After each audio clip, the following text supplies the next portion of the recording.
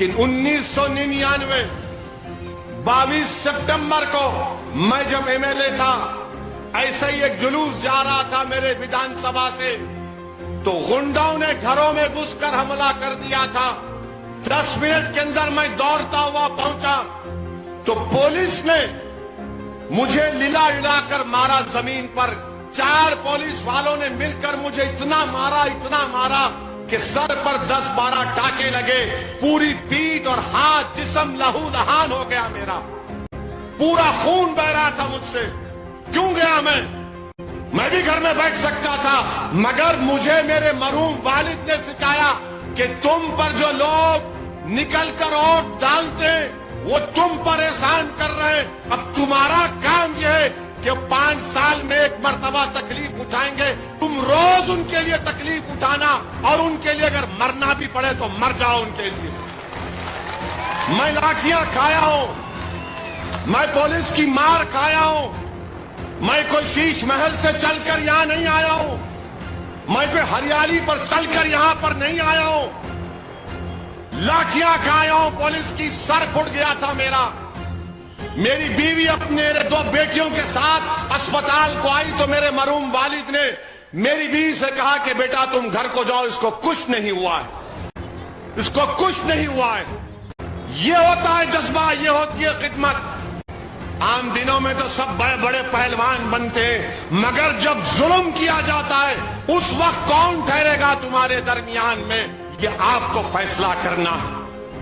2020 میں اس طرح کا ظلم ہوا اور 10 قدم کے فاصلے پر MLA صاحب ہیں، اتنی ہمت نہیں تھی کہ نکل کر بولتے پولیس کو کہ مجھے مارو، یہ غریب ہیں، یہ کووڈ کے پریشان ہیں، بھوکے ہیں، پیاسے ہیں، گھر میں پیسہ نہیں ہے کہ اپنے اولاد کو کھانا کھلا سکیں، مگر آپ نہیں نکلے۔ اور ہمارے حیدرآباد میں رسول اللہ صلی اللہ علیہ وسلم کی شان میں بھاجپ کا MLA بکواس بکنے کی کوشش کیا، پورا حیدرآباد کی عوام نے اپنی محبت کا اظہار احتجاج کیا۔ 1 گھنٹے میں 70 بچوں کو پولیس پکڑ لی تھی حیدرآباد میں، 70 بچوں کو۔ ان کے ماں باپ کا فون آیا مجھے، میں نے کہا آرام سے بیٹھو اماں۔ ماں نے فون کیا، باپ نے فون کیا، اور فون کر کے کیا بولتے مجھے، اے اویسی صاحب تم کیا کر رہے ہو، کدھر ہو، میرا بچہ پولیس اسٹیشن میں ہے۔ ہم نے کہا آرام سے بیٹھو، صبح کی نماز سے پہلے تمہاری اولاد تمہارے گھر میں آئے گی۔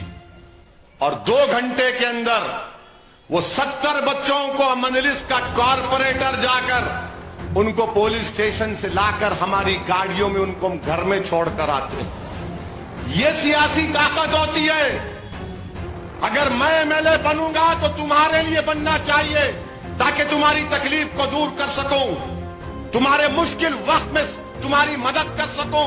اگر تم پر ظلم ہو رہا تو میں سامنے آ جاؤں، تمہاری لڑائی گجرات کی اسمبلی میں لڑوں، تمہارے حق کے لیے گجرات کی ویدھان سبھا میں کھڑا ہو جاؤں۔